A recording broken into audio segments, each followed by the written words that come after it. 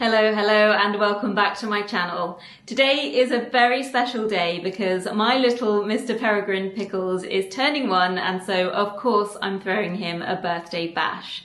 I don't know where the past year has gone or how he's gone from being this teeny weeny little pig that I could put in a handbag to being the beast that he is today. But he brings me so much joy, as do all my pets, every single day, and so I want to make sure that I give a little bit of that joy back to him on his special day. His party is actually tomorrow, but I have a little bit of prep to do today, so I hope you'll join me in getting everything ready, and please don't forget to wish the little guy a happy birthday in the comments.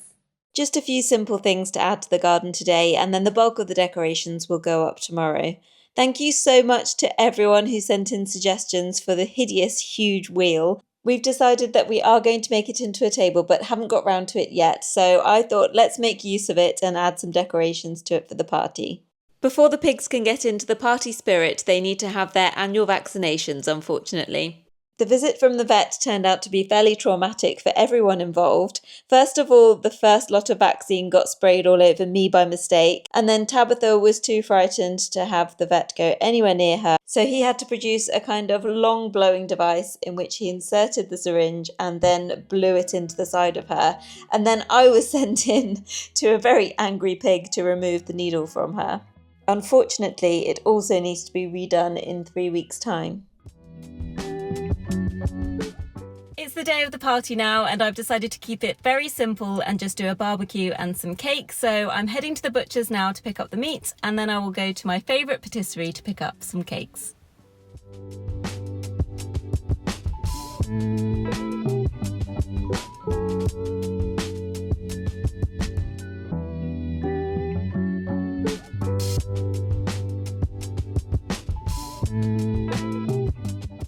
There were so many good flavours to choose from, but I ended up settling on raspberry, lemon and forest fruit crumble for the pigs, and Dubai chocolate and hazelnut for us. Time to put the decorations up, and I've decided to go for a festival-themed party for Mr. Pickles to reflect his character, which is just always happy and super chilled.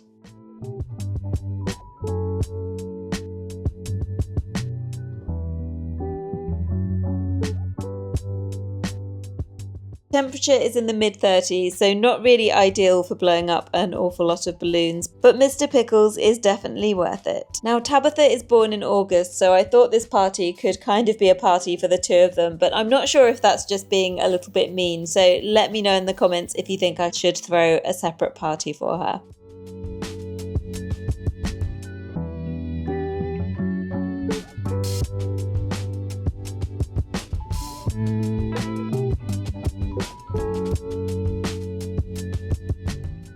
I have of course picked up a few presents for the birthday boy, so first up is this ball pit, which I intend to fill with lots of crunchy treats for him to find.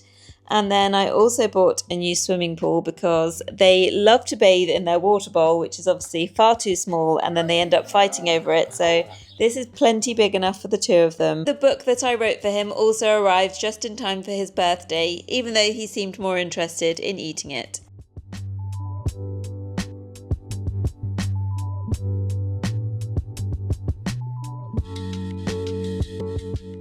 I also bought a piñata, which I thought would be great fun for the piggies, and I'm going to fill that up while Mr. V inflates the enormous unicorn.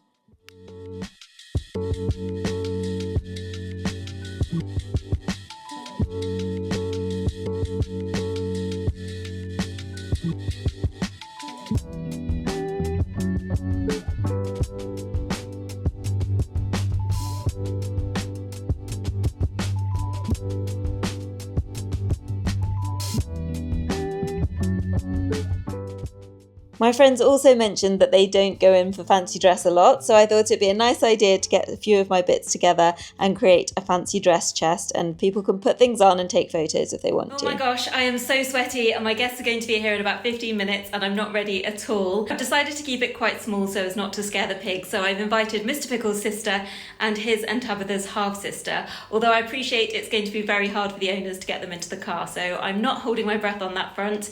I'm going to get changed into my festival gear and I will see you again in a moment. Hello. Hiya. Oh, you're so much smaller than my naughty piggies.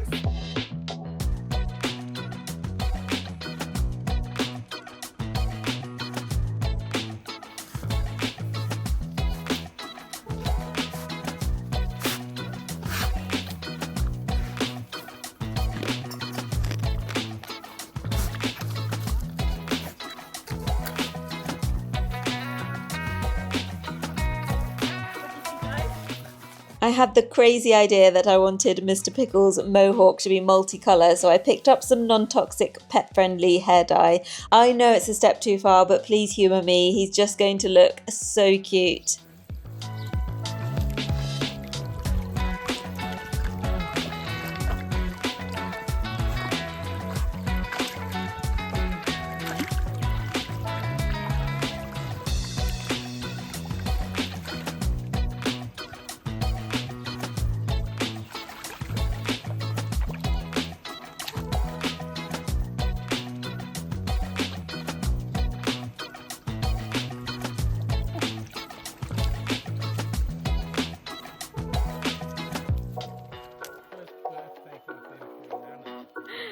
Really?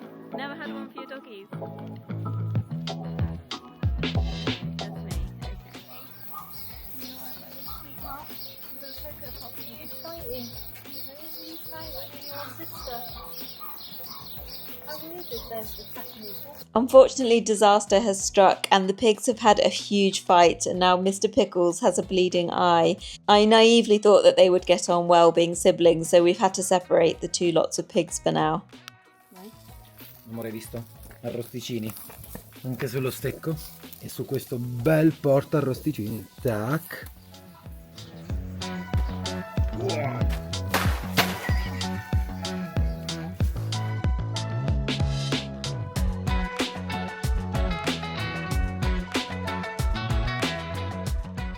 My mum never forgets a grandchild's birthday, even if they have 4 legs rather than 2, and she sent these brilliant back scratchers, which are a real hit with the piggies.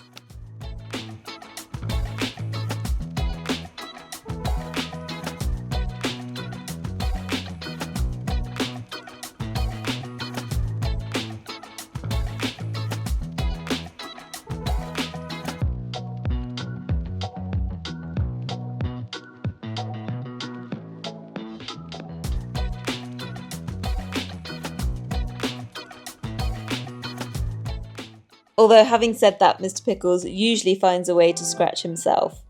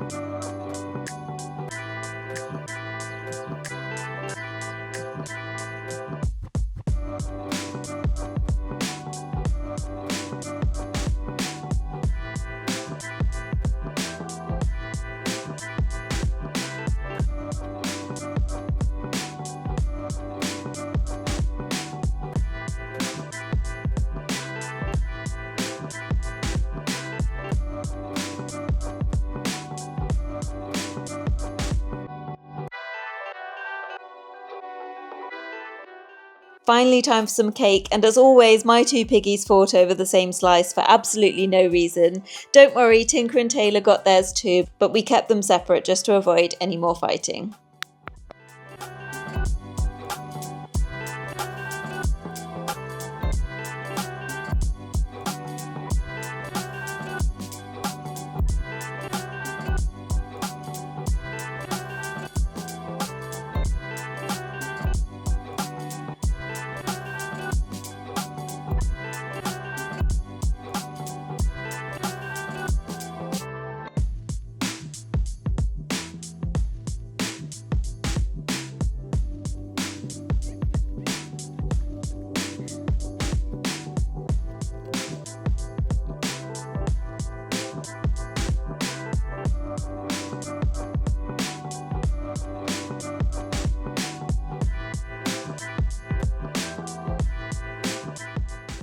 All partied out, it was time for Tinker and Taylor and our other guests to head home. I was truly sorry that they didn't get to fully partake in the party though, and I should have really thought the whole thing through better.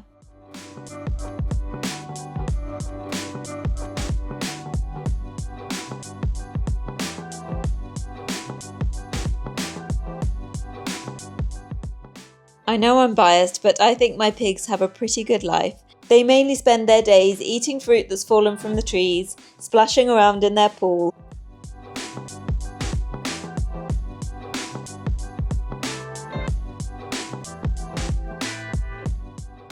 and wallowing in mud baths.